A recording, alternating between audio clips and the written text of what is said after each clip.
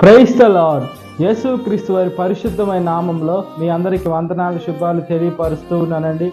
దేవుని ప్రేమ, దేవుడు మనల్ని ప్రేమిస్తూ ఉన్నాడండి. మనమైతే దేవుణ్ణి ప్రేమించకుండా మనం ఈ లోకాన్ని ప్రేమిస్తూ ఉన్నాము.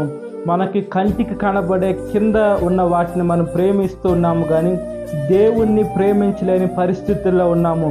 దేవుని వాక్యం అదే సెలవిస్తుంది, కింద ఉన్న వాటి వెతకద్దు, పైనున్న వాటి వెతకండి, నా నీతిని, నా రాజ్యాన్ని మొదట వెతకండి అని దేవుని వాక్యము సెలవిస్తుందండి. దేవుడు ఎంతగా ప్రేమిస్తున్నాడంటే ఆయన ప్రాణాన్ని కన్నా మనుషుల్ని ఎంతగా ప్రేమిస్తున్నాడు.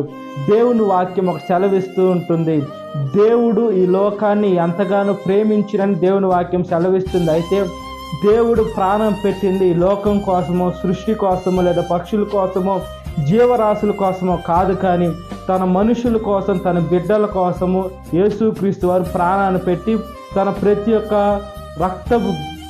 రక్తం చేత తన బిడ్డల్ని పాపంలో నుంచి కడిగి వేయాలని, స్వస్థపరచాలని యేసుక్రీస్తు వారు ఆశపడుతూ ఉన్నారు. ప్రతి ఒక్క సృష్టి కానీ, జీవరాశులు కానీ దేవుని మాట వింటున్నాయి. మనుషులైతే దేవుని మాట వినకుండా దేవుడిని బాధ పెట్టే వాళ్ళుగా ఉన్నారు. దేవుడు మనల్ని ఎన్నుకున్నాడు కాబట్టి మనం పరిశుద్ధంగా జీవించి ఇతరులకు మాదిరికరంగా ఉండినట్లుగా ప్రార్థన. మహాపరిశుద్ధాత్మ దేవ, మా ప్రియ పరలోకపు తండ్రి, మీరు మమ్మల్ని ఎంతగానో ప్రేమిస్తున్నారయ్యా. మేము ఈ లోకంలో ఇతరుల్ని ప్రేమించే మనస్తత్వాన్ని దయచేయండి అయ్యా. మమ్మల్ని మేము తగ్గించుకుని ఉండే మనస్తత్వాన్ని దయచేయండి అయ్యా. మాలో కోపము, ద్వేషము తీసివేసి ప్రేమని, మంచి మనసుని దయచేయమని అడుగుచున్నాము. ఇతరుల్ని క్షమించే మంచి పరిశుద్ధమైన మనసుని దయచేయండి అయ్యా. వేసే ప్రేమ అయితే సమస్త పాపాలని కప్పును అని దేవుని వాక్యం సెలవిస్తుంది అయ్యా. వేసే మేము తప్పు చేసినప్పుడు క్షమించమని అడిగి దాన్ని విడిచిపెట్టే శక్తిని దయచేయమని ప్రాధేయపడుతున్నాం.